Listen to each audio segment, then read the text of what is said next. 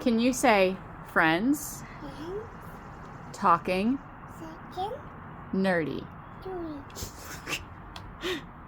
Close enough.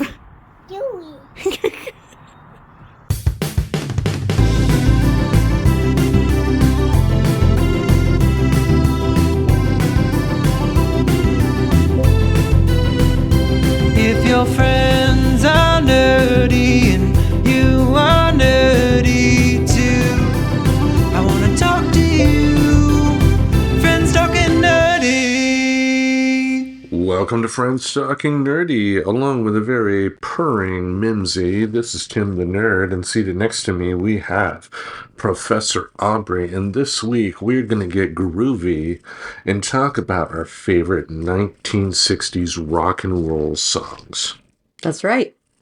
Yes, the 60s, a defining era in American music. I think one thing I loved looking back on in terms of doing the quick research on Wikipedia that I did for albums released in the 60s was the fact that people may be surprised by the fact that a lot of their favorite bands contractually had to release at minimum 2 albums a year. Mm-hmm. You know, much different than the way it is today. Like today, any music artist is going to any major music artist that is going to get mainstream national publicity or something like that. It's going to be different for smaller artists, of course, and of course with more and more young people utilizing stuff like TikTok to get their music discovered. You know, people are discovering music in much different ways, but for a major band that's going to be a band heard nationally, at least in the United States, I can't speak for, other places overseas or anything like that, but major albums in regards to music do take at minimum 2 years to create a new one, sometimes more. Yeah, I mean it's a big deal when a major artist releases a record. It's really fast if it's just a year. It is. And, on the one hand, I definitely do. There are things about modern music making that I definitely do appreciate as a music listener myself. But also, on the other hand, I do think that sometimes artists are their most creative when they're put under the figurative gun, not the literal gun, in terms of what they had to do. Like the Beatles, again, had to release 2 albums a year. Think about that. A band of that stature, because they were at that stature during their prime, and they still had to put out 2 albums a year. Whereas today, if they hit it that big at this moment in time, they'd be given minimum 5-year break to be able to think of what they want to do with a new album, make a new album. Yeah. But I think that is part of the beauty of what the 60s had to offer, because a lot of times these artists were going into the studio knowing that they had to put something out to be able to continue the way of life that they've become accustomed to. That's something we all live up to. That's something that happens to all of us, I guess. But I think in terms of creativeness, it kind of takes away that ability for you to think too much. Like a Brian Wilson, a Paul McCartney, a John Lennon, a Mick Jagger, a Jimi Hendrix, a Jim Morrison, all had to think on their feet and all had to just put something down on paper and then present it. And they were lucky the fact that it spoke to so many people. And there's a part of that magic that I think is kind of missing today. So why not celebrate that magic of what the 60s represented by talking about our 5 favorite rock and roll songs from the 1960s. Now we did, again, very specifically focus on rock songs simply because talking about our 5 favorite soul songs, our 5 favorite country songs can be future episodes. People, this is how we make the sausage. Yep, sausage time. That's right, sausage. Anyway, so what we want to do, like I mentioned, is talk about our 5 favorite songs from the 60s, why we like them, the band in question, and hey, how about you start us off? All right, I'd love to. This was a very fun assignment and got me thinking about music I haven't listened to in a while. And my first choice is a Rolling Stones song, which I thought you would appreciate. And it is Gimme Shelter. great song, anthematic of the whole decade because it's about war, right? And like war not the same as it had been in other wars before. You know, the backing vocal is what's so arresting about that song. And because it's got an amazing singer, Mary Clayton, who the lore is they were making at the album and they were doing this song and they decided they wanted a female backing singer, and so they asked their producer to find them one. Producer found Mary Clayton, who was 2 months pregnant, 4 months pregnant, something like that, and they got her up in the middle of the night, took her to the studio, and told her to sing that, and that is what came out of that woman's mouth. Exactly. And I think also speaking to the impromptu-ness of the 60s, like her voice even breaks while she's singing. Yeah. But the emotion is so raw that you can also hear Mick Jagger going, woo, in the background of that song. And they kept it in for that reason. And I think that more than anything kind of shows the beauty of the impromptu-ness of 60s music. You know, it's like it had to be created fast. You know, any idea that really came to mind was an idea that they thought, why not? Because they didn't have the luxury of, you know, planning the creation of an album over a 5-year period. It had to be done fast. And yeah, to your point, Mary Clayton was brought into the studio in the middle of the night with hair curlers still in, and nailed that solo. Yeah, nailed it. But, you know, I mean, I think you're right that productivity leads to more creativity. But I wonder and they gave us these moments, right, of sublime musical experiences. And I wonder, though, what the big flops, you know, there were just as many flops as there were successes, at least, and probably about 90% flops and 10% keepers. So that having to produce can also result in really terrible music. You know, we could do that as a show. What are our least favorite songs from the 60s? There would be a few. But on the flip side, though, I think, you know, one mindset that I've always appreciated from you, and I think one mindset that I think has been kind of going through the heart of the show anytime we talk about any creative endeavors, is that at the end of the day, it is okay to not like something.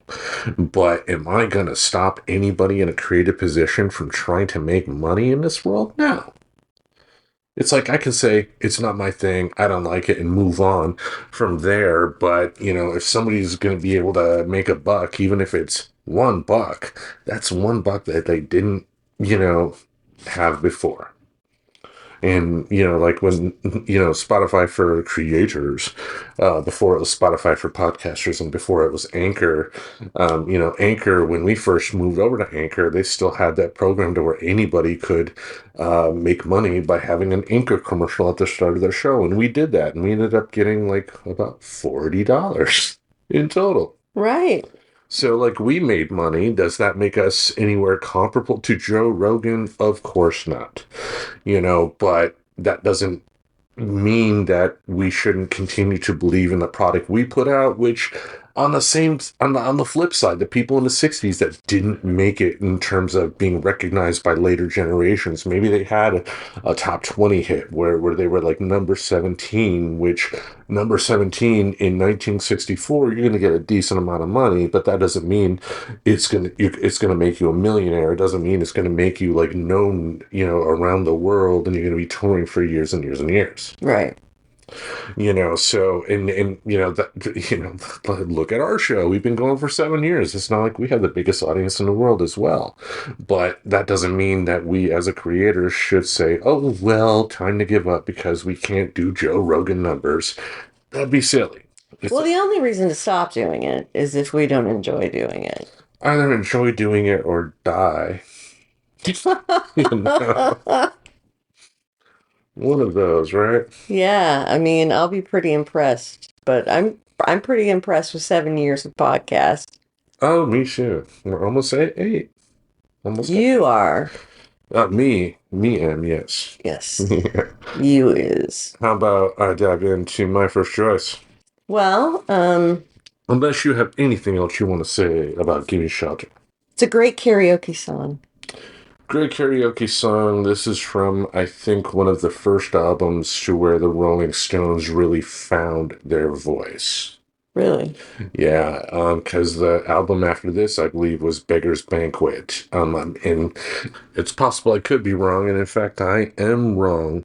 The album before Let It Bleed, where this album came from, was Beggar's Banquet, and that was I think the first album to where the Rolling Stones, as we know them today, first found their voice. Mm-hmm. Because if you listen to the previous albums in the Stones collection before that, they, had a lot of great songs, a lot of them that did kind of show what they would ultimately become, but they were still trying to find their voice. I don't think they found it yet until, first Beggar's Banquet and then Let It Bleed. Let It Bleed, one hell of an album.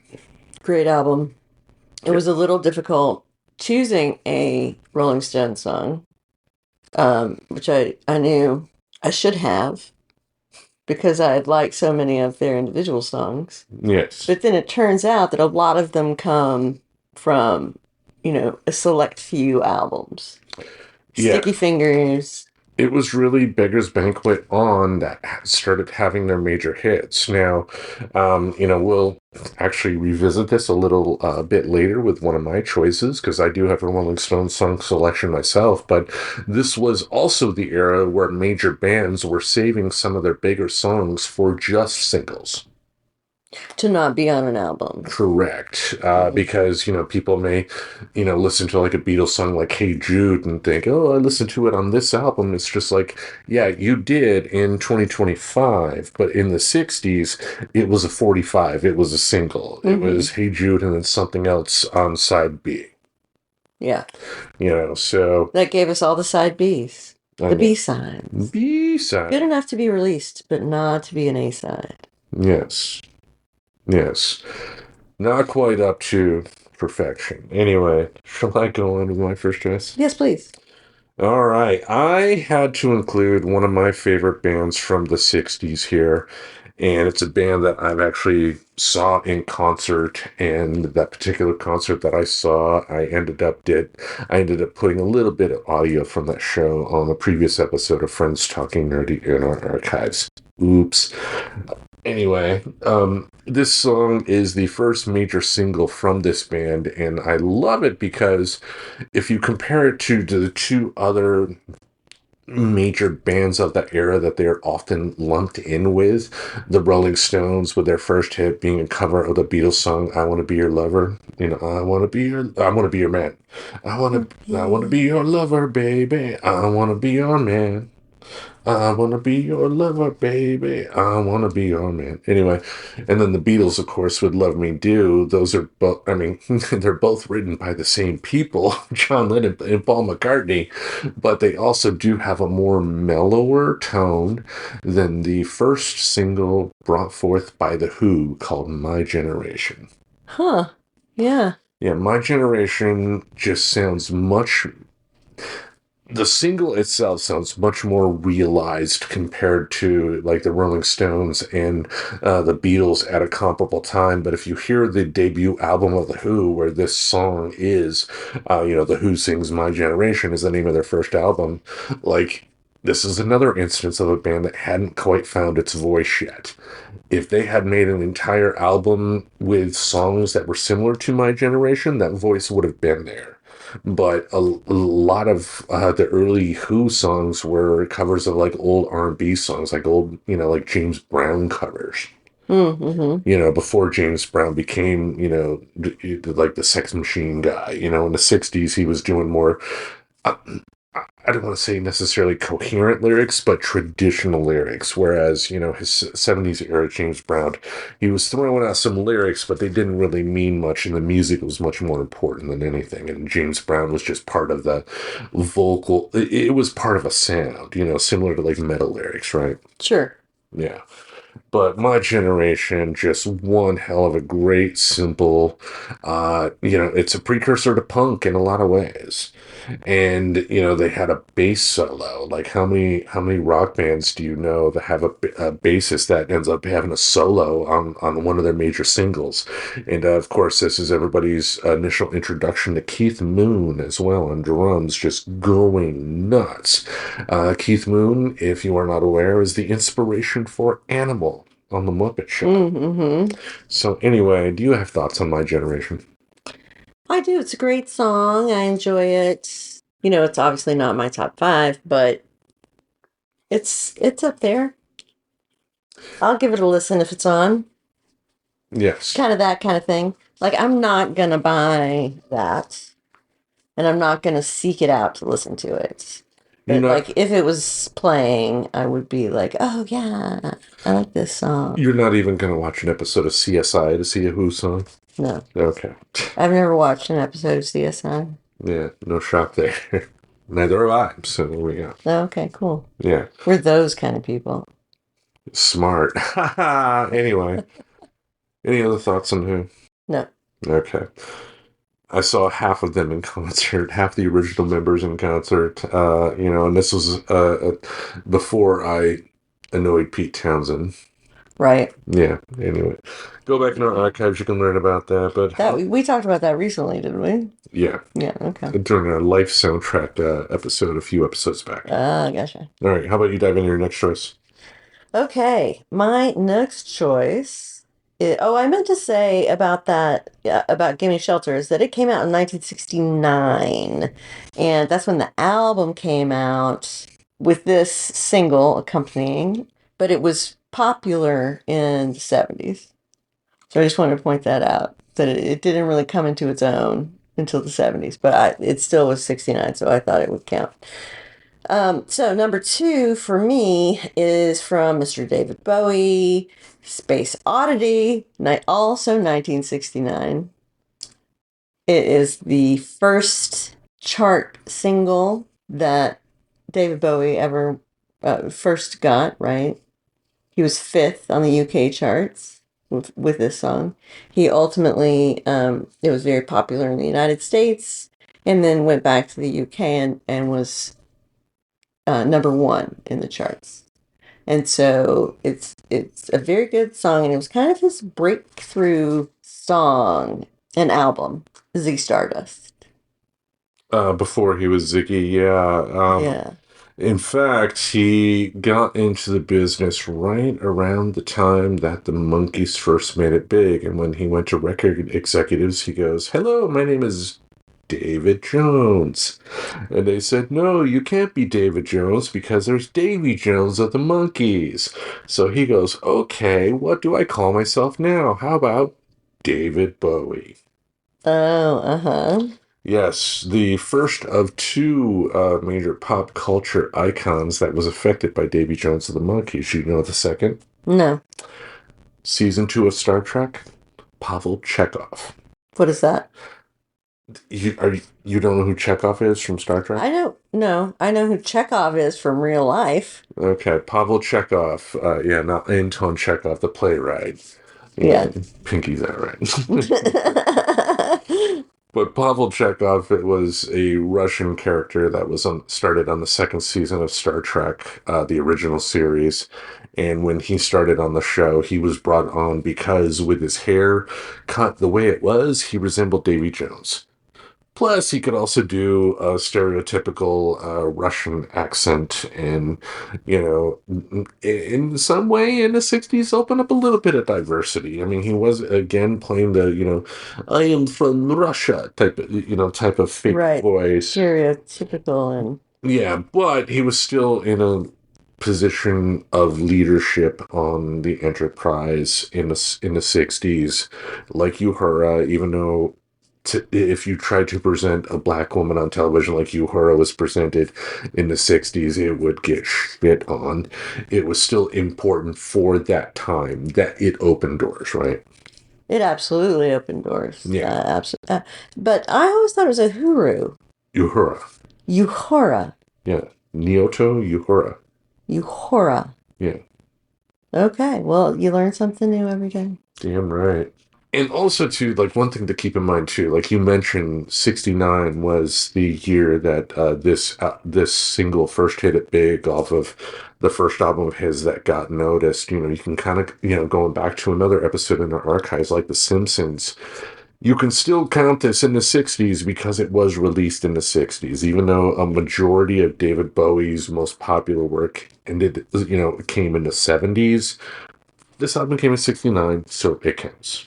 Just like The Simpsons counts as an 80s television show, even though its first episode was Christmas Day, 1989. Yep. Right. Yeah. So, yeah. There you go. Yeah, absolutely. All right. Any other thoughts on Space Oddity? Just what a great song and what a great guy, and I miss him. Yes. Gone too soon, but he'll not be forgotten. Absolutely not. Superstar. That's right. I will go on with my next choice here, and this kind of going back once again into our archives is one that I can thank Mr. Val Kilmer for introducing me to, and that's The End from The Doors. Oh, yeah. Yes. Like I mentioned, that soundtrack, even though the soundtrack itself is not for sale, you can still, make a playlist, and I'm sure there have been plenty of people that have already made a playlist of all the tracks that have been used on that soundtrack and just listen and enjoy from there. But, listening to the end when, you're in the very early stages of high school, like for that era, it's fucking deep. Now I understand that a lot of the emotion that you get from the song is just because of what the sounds that are coming forth from the speaker are emitting or are causing you to feel. It's not necessarily that the lyrics are deep, because I think a lot of Jim Morrison's poetry was incomprehensible nonsense in a lot of ways. Mm-hmm. But still, combined with, Ray Manzarek, Robbie Krieger, and John Densmore all together, the keyboard player, guitar player, and the drummer, like, just fucking magic. And then I remember one of my first years, like, it was like age 19 or 20, I forgot which, but there was one night where Studio 28 in Grand Rapids, Michigan, which is no longer there, sadly, played Francis Ford Coppola's Apocalypse Now. Have you ever seen that entire movie? I have not seen the entire movie, no. I'm sure you're very much familiar I've seen the beginning of the movie a number of times, and I fall asleep at some point in the movie. Before it gets to the good part. Before it gets to the good part, exactly. Yeah. But it's, to be fair, though, like, I will say it's a movie that's not for everybody, but it's based on Heart of Darkness from Joseph Conrad, which I'm sure you've read. Of course I've read that. Yes. And I understand. I knew that, but to me, I can't work it out. Can't work it out how they embodied that story in what I understand the setting to be. I will just say they did. Like, if you can't, get through the movie, then there's no point in, talking about, the intricacies of the movie or anything like that, because if it doesn't interest you, it doesn't interest you at the end of the day. But in my opinion, I think they were faithful to the tone. It wasn't like a word for word retelling of, what Joseph Conrad did, because that wouldn't have worked. And of course, George Lucas's original idea, because George Lucas wanted to make a movie called Apocalypse Now based off of Heart of Darkness, but he wanted to film it in 16 millimeter and actually film it in Vietnam. Oh, wow. Yeah. So, and you wonder why it didn't work. Yeah, I guess the co-writer on George Lucas's version was one John Milius. Unfortunately a conservative guy, but, you may be familiar with some of his work, like Conan the Barbarian. Oh, love it. Red Dawn. Never saw it. Yeah. He also wrote, like, one of the Dirty Harry movies as well, just... Yeah, a unique character in Hollywood history, but just when Francis Ford Coppola got his hands on the script, he ended up giving a call to some of his former UCLA film student friends, Ray Manzarek Ray Manzarek from The Doors, and was able to get the end for Apocalypse Now. And we on YouTube watched a couple of clips from that movie, but I remember watching it at Studio 28 and was just mesmerized. You know, like the opening where you hear like a helicopter blade, you know, going really slowly, and then the music starts, and then you see the napalm going, and then that's when Jim Morrison, you know, this is the end, and just that draws you in. And I think this is one of those movies that is probably best seen in a theater. Mm-hmm. Because of how the sound draws you in, because that ending part where Martin Sheen's character, and I forgot the name of the character, but goes off to finally kill, Colonel Kurtz, played by Marlon Brando. That's when they bring back the end, and then it's the chaotic part at the end of the song, you know, where it just builds up and up and up to a big crescendo, and then drums hitting, and Jim Morrison going, yeah, yeah, and that's when Colonel Kurtz is being killed, and then, of course, the legendary, the horror. You know, one of those deals you had to be there to understand, but Yeah. like I said, I think Apocalypse Now, I would say to anybody, if you have not seen this film and you have the ability to see it in a theater first, watch it that way. That's how it was meant to be seen. Mm-hmm. You know, for as good as modern home movie technology is today, I think the whole experience of like surround sound with that song just blaring at you with, you know, the machetes going down and everything, just like, damn. Yeah, it's a real film buff's film. I agree with that. I will also say that this is probably one of the best uses of modern popular music ever put to film. The whole thing, or this particular song, This and how it was particular- used in... Yeah, this particular song and how it was used in the scenes that it was used in this film. Mm-hmm, mm-hmm, mm-hmm. Well, that's interesting. I'm not going to disagree with you because I don't have a other to point to. Yeah. But Who Let the Dogs Out from Sense and Sensibility? Come on. no, you know, it's not the music that you watch those movies for. Yeah. It's the costume. All right. In the love. Anyway, how about you dive in your next choice?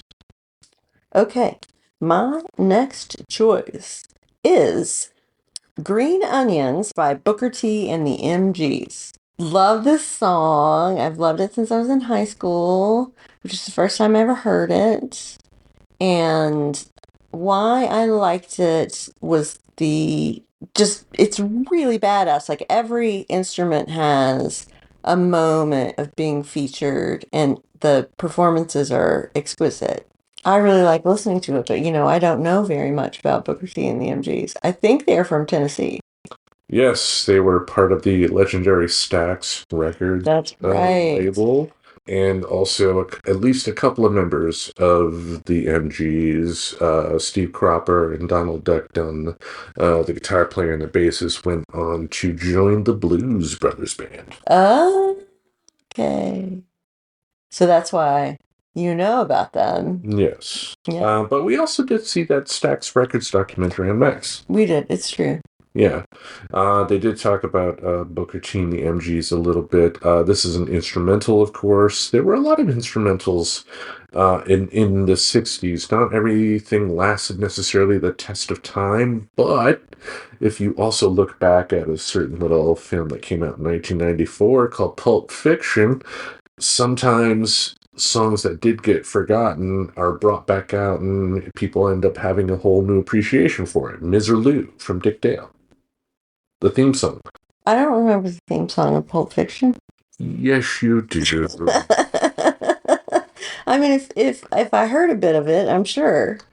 All right, I'm going to hit pause here, play a little bit, and then you're going to be like, oh, yeah. Okay. All right, we just restarted the recording, so... Right. So I recognize the song as the song that I've heard before. Have no idea who wrote it, who sang it, what year it came out. Nothing. I know nothing about this song. Miserlou from Dick Dale, 60s surf rock hit. Another instrumental. What is Miserlou?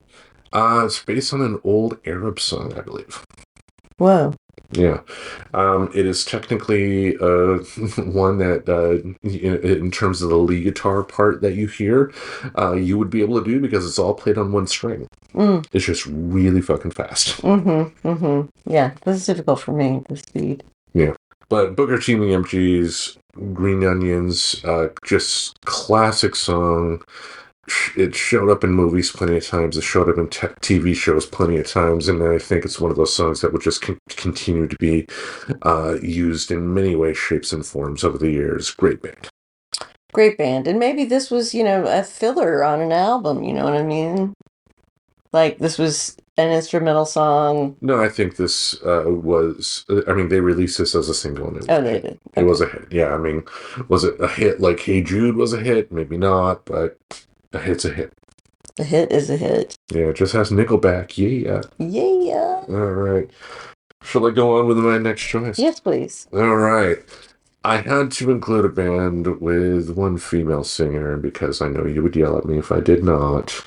I also had to include the female singer who, in the 60s, was invited to the White House for a special dinner with a certain college roommate of hers, Julie Nixon. And she wanted to show up there to be able to drop acid in a drink that Julie Nixon was drinking from in order to spike it, in order to get her super high. And that was one Miss Grace Slick. Hey. Yeah, I had to include White Rabbit here from Jefferson Airplane. I unfortunately first became aware of this band thanks to Starship from the 80s.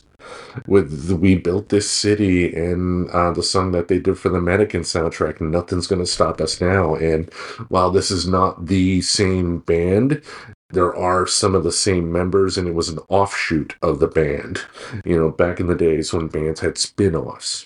This was a spin-off. Huh. And it's for people that only are aware of Grace Slick from that era, I will tell them to just try their best to forget it and play some of her early Jefferson Airplane stuff. White Rabbit, just one hell of a great song, and she's sinister in it. I love her delivery in it, and again, it's just a song that's built off. It's inspired heavily inspired by Lewis Carroll's Alice in Wonderland. I mean, it's just, her take on the Alice in Wonderland story, but her delivery is just so evil and it's fun. It was also used in a movie I know you were not aware of, called Manhunter, released, I believe, in 1987 from Michael Mann. Are you aware of that? No. That is based on the book Red Dragon by Thomas Harris, which had a minor character in there that the author ended up falling in love with and writing another book, The Silence of the Lambs. Red Dragon was the first time the world was introduced to Hannibal Lecter. Oh, I remember hearing about Red Dragon. Yeah. So, Manhunter from Michael Mann, it's an 80s movie in a lot of ways, but Michael Mann is one hell of a director, and like the whole final battle at the end when the hero of the story, played by William Peterson from CSI, battles the bad guy, they play White Rabbit, and just, great. I mean, this is one I've not seen on the big screen. Thanks to some of the movie theaters we have in town, there's a possibility it could happen at some point. Yeah. But just White Rabbit, just so fucking great, and just like how anybody could listen to this song and then have the opinion that Jan Winter had, that why would you want to talk to Grace Slick? I'd rather talk to Mick Jagger. Like, fucking ignorant. She's amazing. Yeah, I mean, it's hard to forgive her for Jefferson Airplane, really. It does sort of poison. For Starship, you mean? Yeah, that's what not Jefferson Airplane. Sorry, I meant Starship. Yeah. Well, she would be one that would agree with you. She's actually, in many years, come out over the years come out and, said that basically she took that stuff for the money. And I'm sure it made her a lot of money. She's comfortable right now, will be comfortable until the day she dies. And that's, I still have no problem with that, Like, yeah, if you can sing a silly song like We Built This City and, get to live a nice, comfortable life for the rest of your life, is it really that bad? It's just comparing that song to White Rabbit. It's like they could have done so much more, but at that stage in their career, they were doing what the music label was telling them to do. They didn't have the power to do whatever it was they wanted. But having said that, though, too, if you look at a number of the albums that came out from the Rolling Stones in the 80s, it's not like they were necessarily calling the shots. They were trying to chase trends, too. Yeah, they really were. And that's why their work from that period is not their lasting work. Yeah, exactly. But White Rabbit, Jefferson Airplane, a classic. How about you dive in your next choice? Unless you have anything you want to say about White Rabbit. Well, I kind of do. All right, let's go. I loved this song when I was in high school. And I just thought it was the coolest version of an Alice in Wonderland story ever. And I loved Alice in Wonderland. So I was way into it, and then it just is a psychedelic song. And so, when you begin to explore psychedelics. But that's the thing, though. Like, she was essentially the lyrics all come from parts of Alice in Wonderland, including like eating like the things that Alice took to grow bigger or grow smaller or whatnot. So, like, I think they call it mushrooms, and yeah, people in the 60s were like, mushrooms, man. They came from cow turds. Thank you, Bill Hicks. But anyway, to your point, I'm not disagreeing with you. I'm not saying that there wasn't correlation between, this was, considered like, psychedelic rock for a reason. But in her defense, too, it was also just mostly all pulled from Lewis Carroll. It's just the times that it was presented in and the audience it was presented to understood it also in a different way. Yeah. Yeah. Exactly. Yeah, so I didn't want to come across like I'm telling you you're wrong because you were not wrong, but just something else to consider too. Sure. Yeah. Sure. But, I liked it because it was about Alice in Wonderland. Yeah. And, yeah, what are psychedelics? Yeah. Well, they didn't come out and say what it is that they're talking about, that everybody thinks they're talking about. That's why it's mysterious, right? It's just they didn't come out and say in the song what they were talking about. I think they said mushrooms once. But there's mushrooms and surely there's some mushrooms in the story. Yeah. Anyway. If you go chasing mushrooms, no. What is it they say about mushrooms? I forgot the lyrics and they're not important. I mean, you're trying to grill me right now and I'm not going to fall for that shit anymore. Okay, now that I've tried to humiliate Tim, we can move on to my next choice. I just do it. It's subconscious. The funny part is that I don't even realize I'm doing it, and then I'm like, oh God, I'm being such a dick. Ugh. All right, what's your next choice? My next choice is Like a Rolling Stone from Bob Dylan, a 1965 classic. Perhaps, they say, the best rock and roll song ever written. Who said that? I did. That's all that matters. No, I'm serious. It's recognized as one of the best rock and roll songs ever. I would definitely say it's definitely one of the most important. I mean, if you're looking at the history of a particular genre of music, when it comes to rock music, like, this is the song that made people go, whoa. Because this is the song that kind of showed other creatives out there in the music industry, like, we can do a lot more with this. It's like Bob Dylan took the ball that Buddy Holly kicked and then wrote it rest of the way for a touchdown, if you want to use a football analogy. Wow. Yeah. I mean, I guess, Buddy Holly.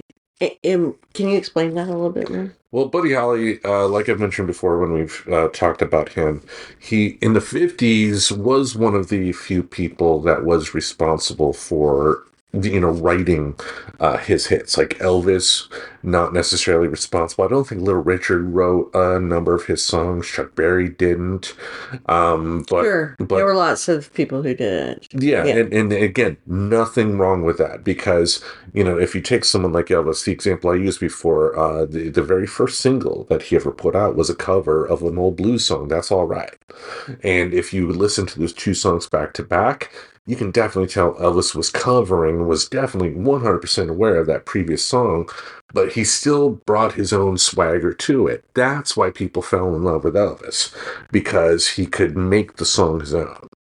Whereas Buddy Holly, again, could make the song his own, and he also wrote it. But there weren't many people that did that. Like the Beach Boys, even, their early stuff, before Brian Wilson became, their primary creator for a brief period, they did a lot of covers themselves. The Beatles did covers of songs, but once Dylan came about, everybody in, rock music and just music in general just started getting serious. It was just like, we can do more with this than singing bubblegum stuff. Mm-hmm, mm-hmm. And like you have to put this song as probably, if not the most important, but one of the most important songs to ever come out of the 20th century.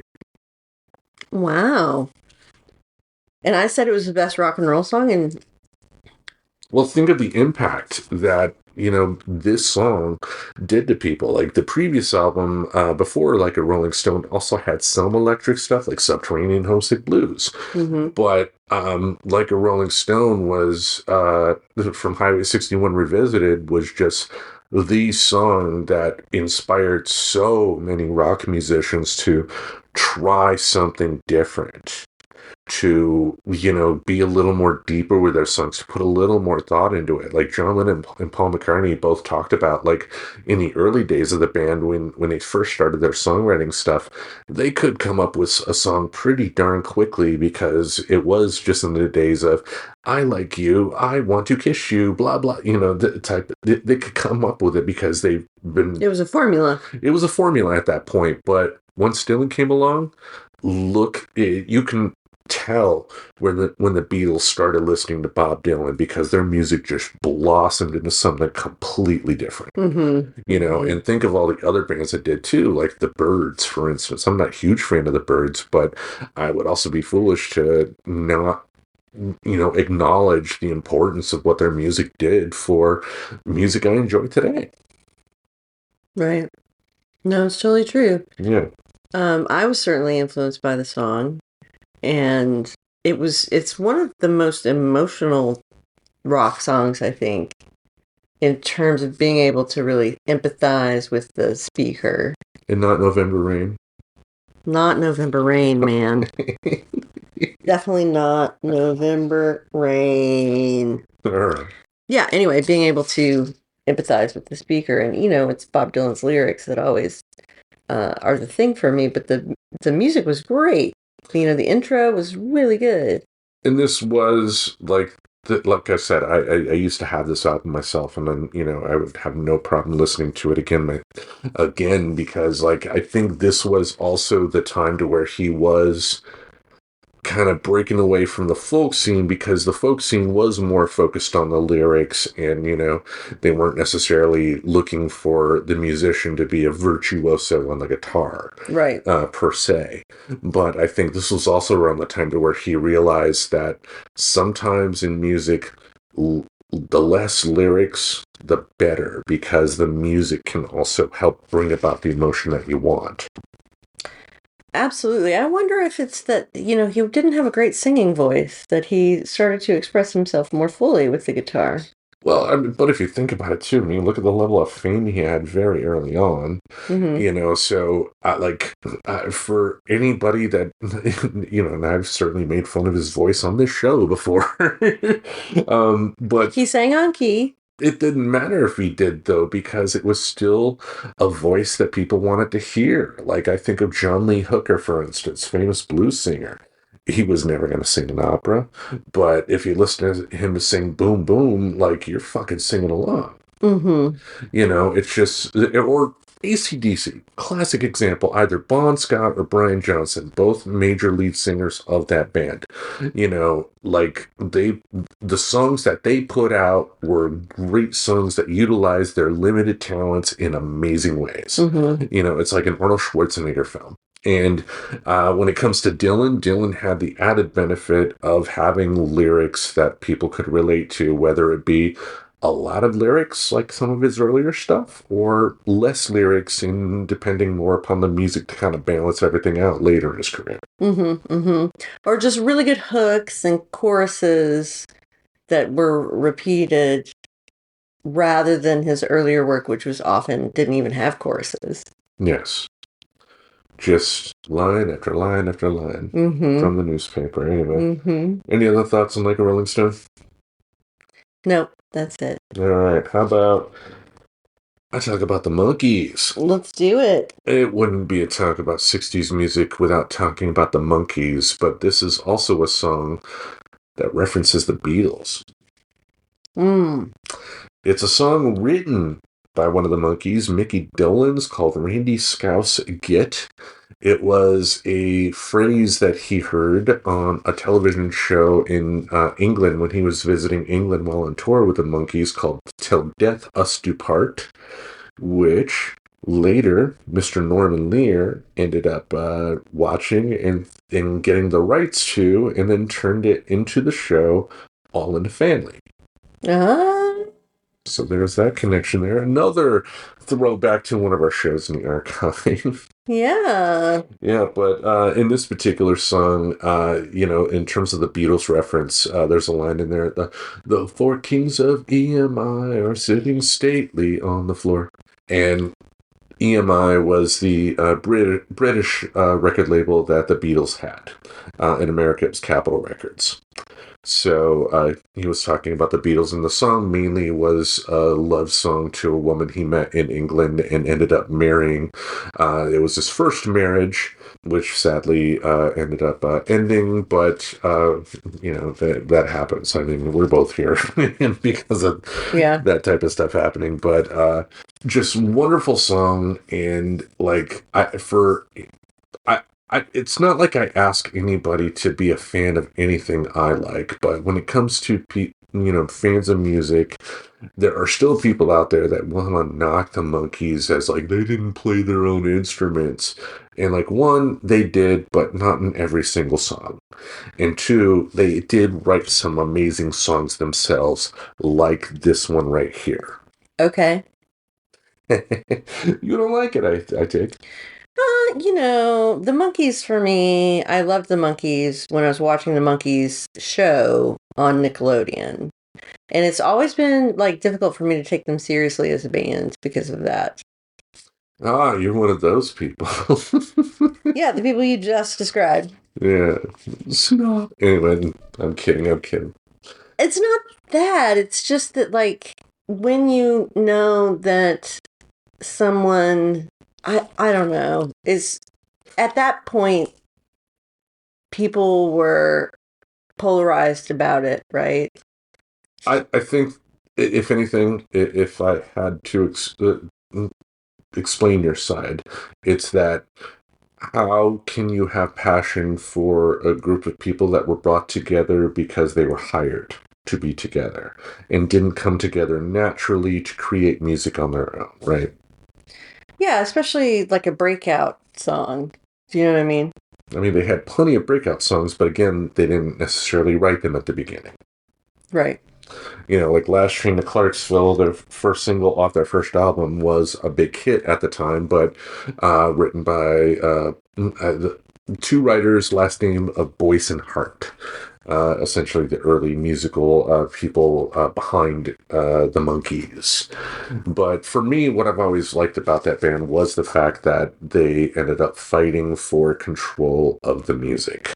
In the end, they showed that they had such disparate opinions of what music is, all four of them, that it wasn't going to last, a long time, like a Beatles, like a Stones, like the Who, or something like that, just because they were all enjoying such different stuff.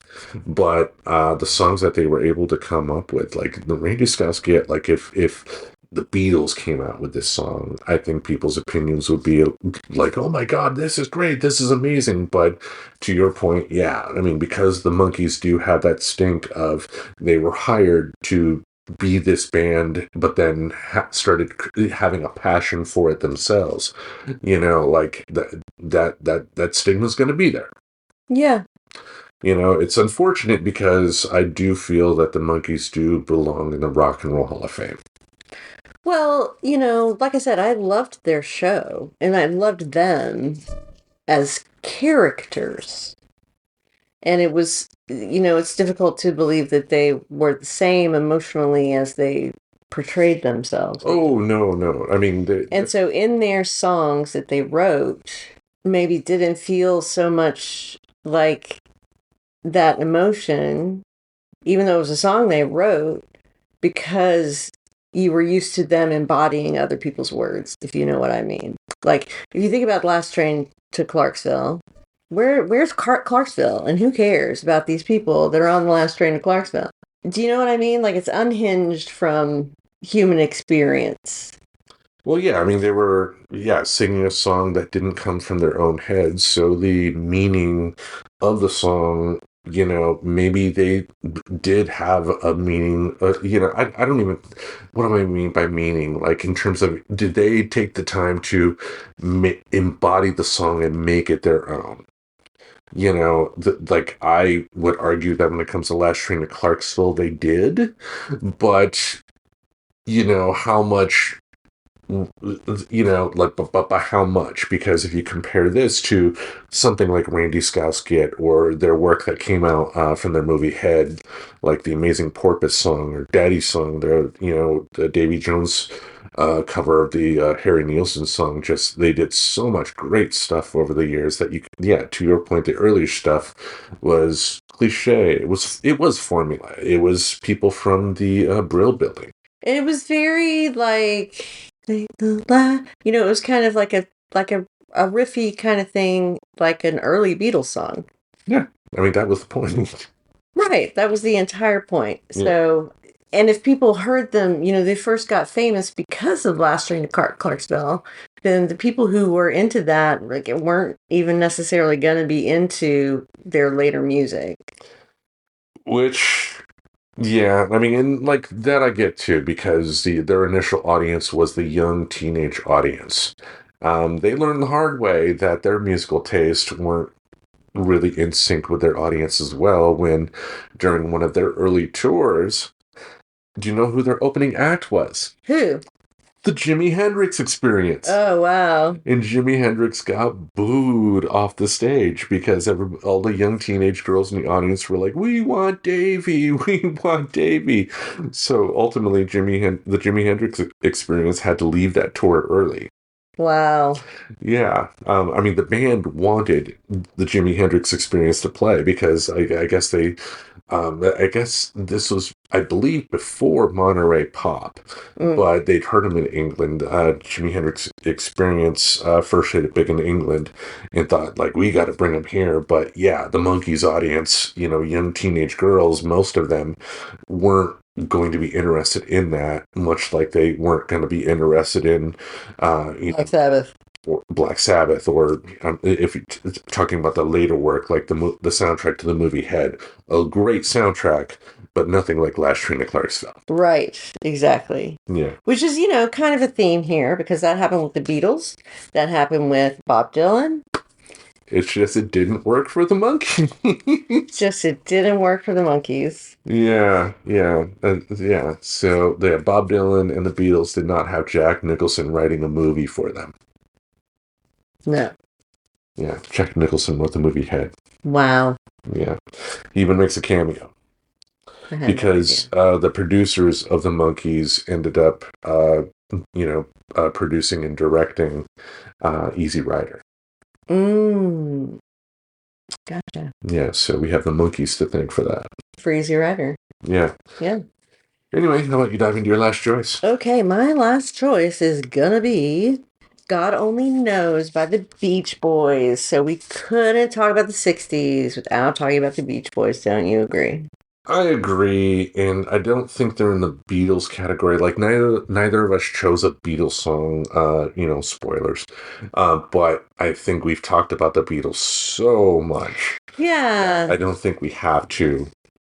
Right. Like my feeling was it could be any number of Beatles songs. Yeah, that was too easy to pick a Beatles song. Yeah, like there wasn't, a song in particular. I mean, there's a different song in particular that I think is their best week to week. Yeah, but this song was off the album Pet Sounds, and Pet Sounds inspired Paul McCartney and challenged Paul McCartney to help come up with the idea of what became Sgt. Pepper's Lonely Hearts Club Band. That is exactly right. And I think that song, Brian Wilson inspired a lot of people, a lot of musicians with his whole deal with Pet Sounds was a different approach that I think many bands have taken since, right? Like I don't know, maybe bands always did this, but like he would work all the time when he was recording. And he had very, very precise control over everything that was happening. Yeah, he, like the Beach Boys were also a band, if you want to compare it to the Monkees, were a band that didn't necessarily always play their own instruments on their records. Especially in the Pet Sounds era, Brian Wilson was utilizing more of these session musicians based out of LA, nicknamed the Wrecking Crew. The Wrecking Crew, there's a documentary about them, and they've been on literally thousands of recordings from many, many different types of artists over the years. These are musicians who didn't necessarily make it big themselves, but they were the reason so many major artists became big. And to your point, I think Brian Wilson was one of the first people that kind of moved rock music from the era of let's just get something on record as fast as possible with what instruments we have at hand to I want to create a masterpiece and I want 2 or 3 years to be able to do that. And like a lot of money, and he had so many musicians on that album.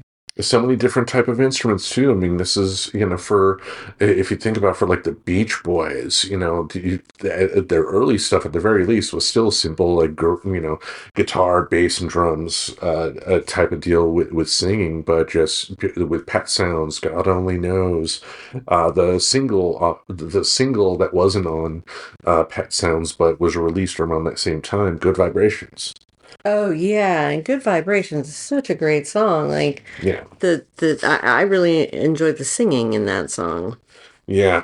I don't think Brian Wilson is touring anymore. He did come to town here a couple of years ago. Hasn't really done anything with the Beach Boys for a long time. He doesn't like Mike Love, the guy who's essentially now the lead singer of the Beach Boys. It doesn't help that Mike Love is like a hardcore Republican. Oh no. Yeah. So there is that. I think the Beach Boys might have played at the 2016 inauguration. Oh, I bet they did. Yeah, but again, not the important members of the Beach Boys, Right, it's some like ragtag group of non-Beach Boys. With like one original singer and John Stamos. Yeah, John Stamos. Yeah. But God Only Knows, one hell of a great song. I think it's one of those songs too that you can listen to it as a young person and get one meaning, and then you can listen to it like at our age now and it has a completely different meaning and it's still very much valid. Just great writing, great music throughout. Yeah, and it's a song I think it works for many types of relationships between lots of different people. Agreed. Yeah. Agreed. Shall I wrap up my list this week? Yes, please do. All right, we're going to go right back to the Rolling Stones here. Hey. This was a single that they put out right about their Let It Bleed album. Hey. This is a different version of a song that appeared on Let It Be. On Let It Bleed, sorry. It was called Country Honk on the Let It Bleed album, and it was recorded like on the back of a truck. You could hear horns honking, but it was just, guitars and mixed singing, just a really old sounding country song. But they ended up remixing it and redoing it to the single that became Honky Tonk Women. Wow. Like, if anything really crystallized what their voice was. I think Honky Tonk Women was one of the first songs that was like, this is the Rolling Stones now. Just sonically, it didn't have that echoey, Phil Spector-y, like wall of sound crap going on. I love listening to that era and later Stones songs because it, like, when you listen to it with like earphones or earbuds on or anything like that, it just kind of fills your head in a great way when you're listening to it. Charlie Watts drumming throughout, simple, but it has one hell of a groove. And it's, again, I think this is one of those songs too. You said Gimme Shelter was a great karaoke song. I think Honky Tonk Women is a great karaoke song. I don't think you need to sound like the greatest singer in the world to pull this off and get people singing along with you. Sure. At least with the chorus. Yeah, I don't think I recognize any of the rest of the song other than the chorus. Well, I met a Jinso ballroom queen in Memphis. Okay, I could karaoke that if I saw the words. She tried to take me upstairs for a ride. Yeah. Yeah. I listened to it a few times. I bet you have. Yeah. Honky Tonk Women, what do you think? I don't like it as much as you do. Apparently. Yeah, and I know you love my singing, so that's why I stopped. Yeah, that was actually excellent singing. Honky Tonk. Yeah, I just don't... It's not an inspiring song to me, really. Okay. So, just, I love the Stones. You love the Stones.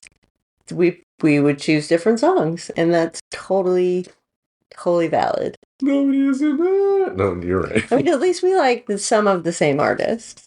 I could be listening to classical music all the time. Ooh. Right?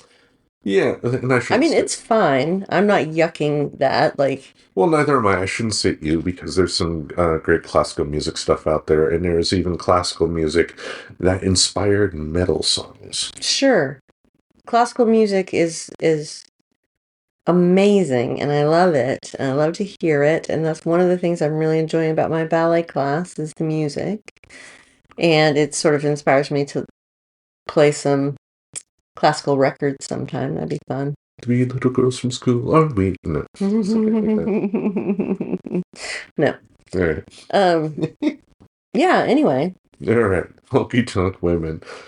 Not your thing. I think this is one of those more bluesy inspired songs too, where, again, I don't think the lyrics definitely mean something. I think that it's meant to just meld along with the music and get you grooving. Mm-hmm.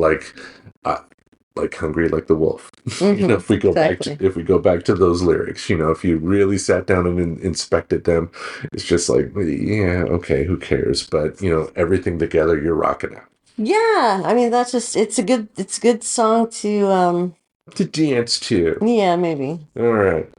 Any other thoughts about music from the 60s? Music from the 60s was great, and now it's 60 years old. 70 years old. And we're still listening to it. I'm like, it's weird that it's that era on that we in modern society, even for younger people, are still kind of focused on. You have people that are still like, oh, Frank Sinatra was cool. I like watching old Bing Crosby and Bob Hope movies. But it's really like 1960 on that we're still hyper focused on. It's still just popular music. Still popular music, yeah. Yeah, and again, this is a lot of this music from this era was created at a time to where these bands had to put out at minimum, two albums of new original music a year. Imagine if Beyonce did that, Billie Eilish, Taylor Swift, or, somebody. I'm sure the fans would love that, but the artists themselves would be like, how do we do it? Oh my God. Well, and I think there's some fear that people become overexposed. Putting out an album every 6 months would be overexposure. Just ask Herman's Hermits, the Dave Clark Five, or, other bands from that era as well. Not everybody's meant to last the test of time. If you can make a buck, even a buck from the creative industry, you're doing something good, but you are not entitled to be remembered for eternity. No. But the Rolling Stones is. Damn right. Damn right. Damn right. All right. So before we wrap things up, we've got a couple of topics here we want to talk about. As we record this, today was the day we released our episode, The Music Wet Game. Music Wet. Had a good time recording that episode, but I thought what could additionally be fun was to put it out to our friends at home for a vote in terms of what they felt was the best playlist, the one that they liked the best. I shouldn't say the best playlist. That's wrong. That's wrong. That is wrong.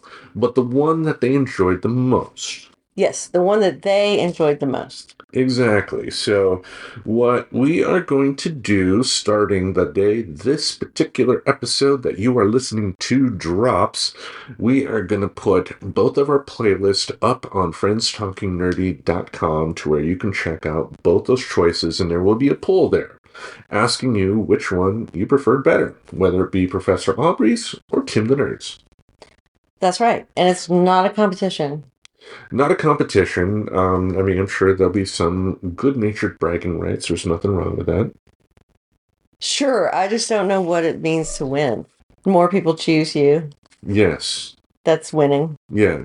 Okay. More people like me, yeah.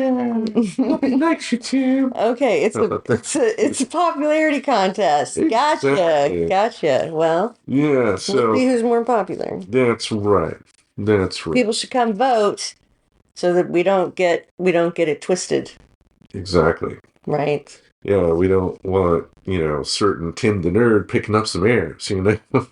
No, we don't. Tim the Nerd needs to be humble. He needs to be humbled, like the Iron Sheik would humble people, right? Yes, exactly. I'll break your fucking back. So again, head to friendstalkingnerdy.com and you'll be able to check out that poll. You can also go to our YouTube channel.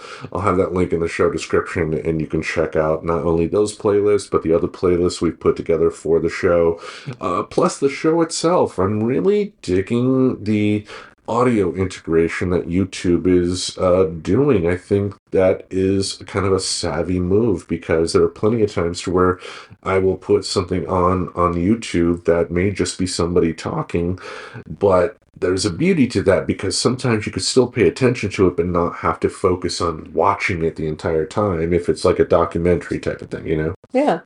Or what we do here, a podcast. Yes, and there are many varied podcasts on all subjects. Exactly. But again, friendstalkingnerdy.com, check out that poll. One other thing we wanted to talk about, this is kind of a making the sausage type of story here.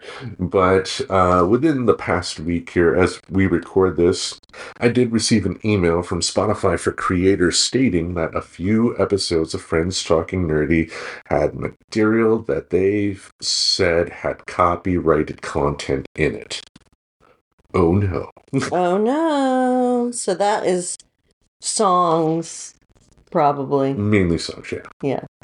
Yeah, there have been times, on few occasions, to where I have added songs to the show. We are not at a point where we're making any sort of serious money. So, if we were had like 100,000 listeners a month, and we're making a couple grand a month or something like that, that would be one thing. I think that would be wrong. For in our position, you could, even though it is not a hobby, you could still call it a hobby in terms of how we present it and put it out there. Like, this is there's we've never, with the material that was on the episodes in question, was not anything that we ever proclaimed was ours, and we were trying to make money off of. Blah blah blah. Right, exactly. Long story short, but when they sent that, it kind of got me thinking, and it's just something that's kind of been in the back of my head for a long time too. Like, do I need those older episodes up there? Because all the episodes in question were before the modern era of the show. I call them modern era, starting with episode 77. They were all episodes well before that. Truth be told, there are a couple of additional episodes after that do have potential copyright material, let's put it that way, but nothing that's gonna, cause any major problems or anything like that. Why do I say it that way? I removed those episodes from availability on podcasting. Now, having said that, I still have the original audio recordings. So if there ever does come a time at some point in the future to where we get a lot more interest than we're having now, and people are interested in hearing that older stuff, great. I'll gladly put it up for something like a Patreon type of special or something like that. But I think for now, the attitude like we need to have is focusing on making the best possible show we can now. And, we already do that, but also take the mindset of thinking of this like somebody would a talk show. If you took a look at like the Tonight Show starring Johnny Carson, there are a lot of great moments on that show, but do you need every single episode saved for posterity? Not really. No, and they're time sensitive. They're timely. You know what I mean? Yeah, just like a number of our episodes. Now, granted, for the past couple of years, at minimum, if not a little bit longer than that, we have been trying to focus more on evergreen topics. Mm-hmm. What do I mean by evergreen? Evergreen topics in the podcasting world, again, making the sausage type of deal, are topics that can essentially stand the test of time no matter when you listen to them. Right, they're not time bound. Yeah, like talking about like news topics, which we've done before, but we don't like make that the first thing we start off with or a major focus. It's like the show has changed a lot since then, and I don't feel bad not having the episodes I took down not up there anymore. And, if I ever get another notice like that for the few remaining episodes that could potentially be affected, we'll deal with it at that particular time. Some I may just end up editing and re-putting back up. But, we've had over 400 episodes right now, and I don't think the world is going to cry that I took down a handful, right? Absolutely not. Yeah, I think that you did absolutely the right thing. Yeah, because that's, when you do have a situation like this, basically they were saying, hey, we noticed this. Can you fix this before we have to fix it for you? And if they have to fix it for us, then it could potentially affect us being able to use Spotify for creators to present our show. And I'm not going to do that for one part of a 7-part episode that I put out in 2017, because the Greatest Movie Ever Championship Tournament was affected. Oh. Which... Because you had scenes from movies. No, they dinged it for a wrestling song. The first episode, the competitors came out, just like a professional wrestling match, and they had songs that started up. I see. Yeah, so yeah, that is no longer available to listen to. But again, like I said, I do have the original audio, and so you can listen to it. I can listen to it if I want. And also, like, if there ever does become a day to where this show takes off a lot more than it has and people are interested, I can always find a way to get it out there and get it back up, even if it's only like on Patreon for, people that want to support our show financially, even if only $1 a month, so I don't feel bad. No, I don't think you should. All right. Any other thoughts for our friends at home before we wrap things up and watch The Simpsons? No, because that's very important work to get to. I love that new Simpsons streaming thing that they have on Disney Plus, to where you don't have to pick and choose which season and which episode that you want. And we're discovering that some of the later seasons aren't as bad as we thought. That's right. Because, I pretty much stopped watching it at some point and didn't see the later seasons. Yeah, you even got to see a Burning Man episode. I know there's a Burning Man episode. I didn't even know that. Yeah. Yeah, they don't call it Burning Man, copyright reasons, I guess. I think they call it like Flaming Guy or Blazing Guy, Flaming Guy, maybe. Blazing Guy or something like that. But it was the entire culture, and you were sitting there like, oh my God, I know that. Yeah, seriously. It was very on point. Yes. I'll just say that. They did a good job. So each Monday, we'll have something in this podcast space to entertain your ear holes. Until we meet again, we bid you adieu. So long. Groovy, man. Groovy. Subscribe to Friends Talking Nerdy on YouTube Music, Apple Podcasts, Spotify, or wherever you listen to podcasts. Goodbye, darling.